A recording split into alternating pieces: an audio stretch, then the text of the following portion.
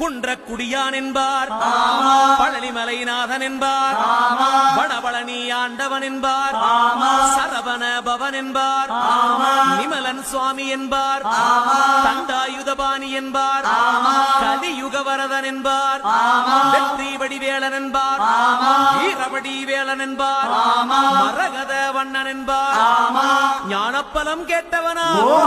நம்பினோரை நாடுபவனா, காவடி பிரியனாம்,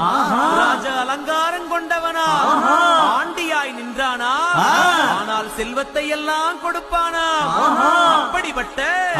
முருகனவன் ரொம்ப ரொம்ப சின்னவனா சுவாமி. சின்ன சின்ன முருகைய